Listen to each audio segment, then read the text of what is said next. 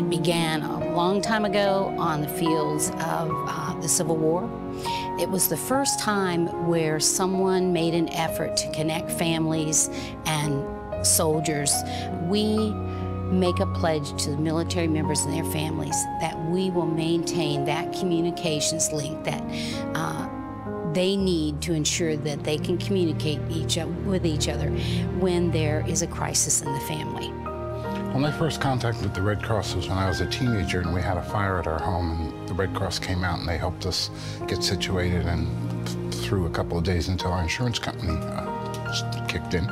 And then the next time I was in the military and my mother had been in a serious accident, and the Red Cross was able to bring me back home from overseas pretty quickly. And I was impressed with the organization, but it never really occurred to me to volunteer. I didn't understand how the Red Cross worked, and I didn't know volunteer from paid person. And then during Katrina, when I was watching all the devastation, I said to my wife, I can't sit home while this is happening. I gotta go do something. And every time I watched TV, I saw Red Cross everywhere. So I said, well, let me go down there and see if they need me. They did, and I've been here ever since.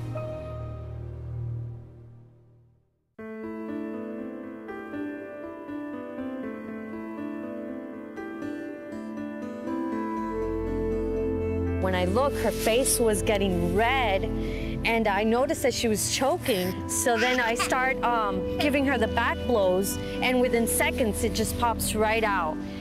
If I wouldn't have taken the Red Cross courses, I wouldn't have known how to stop her from choking on that piece of meat.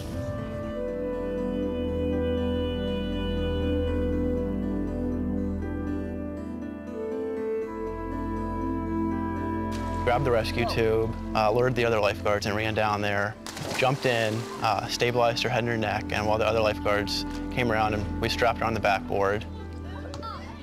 The Red Cross class had really helped me. You know, we'd gone over the backboard stuff before and practiced it numerous times in the class and here in service as well with the other lifeguards. So it helped that the other lifeguards were here and we all knew what we were doing. It happened so fast, but after the incident, you kind of, you sit down and you realize the weight of the situation. But I feel that the Red Cross training definitely helped prepare me for the situation.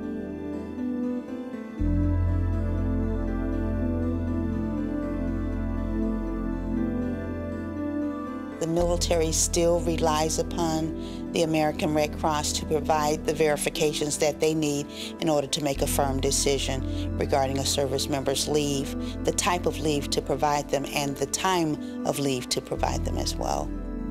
I was halfway across the country. My brother was halfway around the world, and we were able to come home and be with our family for the funeral. It was really hard on us right around that time. And I just want to thank the Red Cross many times over, because I know if we hadn't had each one of the family members here, I don't know if I would have held together.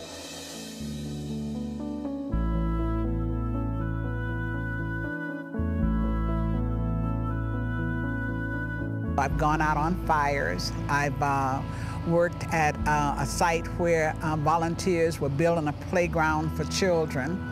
I've been to other sites where we were first responders, so I like doing all of that. I just like the atmosphere of the other volunteers and the staff with the Red Cross, so it's, in a sense, you say a fun place, but it's a seriously fun place to be.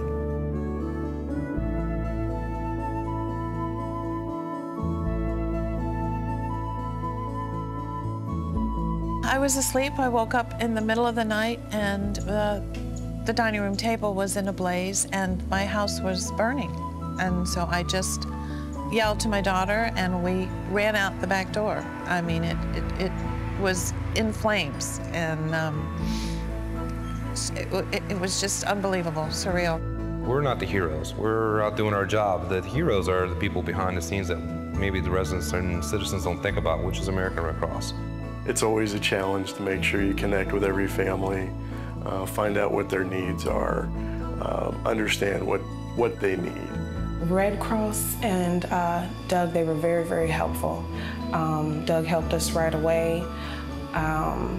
We would have had to wait several weeks for the insurance policy to kick in, for us to be able to receive money to help us wash clothes or clean our furniture and buy food. And Red Cross, they were there as soon as possible. They helped us right away.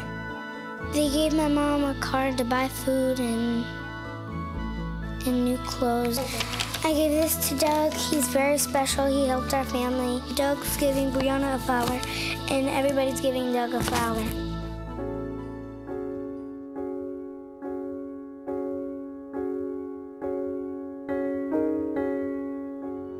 One of the people in the neighborhood said, "Would you check on the lady in the old green trailer?" I could see her peering behind the blinds, peeking out to see who it was. I had my badge and I held my badge up and I said, "It's the American Red Cross." It had been several days since the tornado. Well, that door flew open and she put her arms around me and said, "I knew you would come."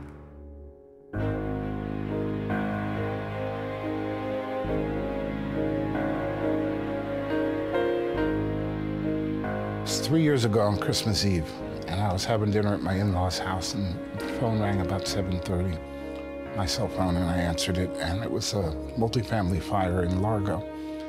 It was actually the first fire I'd ever gone out on. We arrived on the scene, and it was a tiny little house, and I remember seeing a little Christmas tree that was up on a table, and it had melted. It was an artificial tree.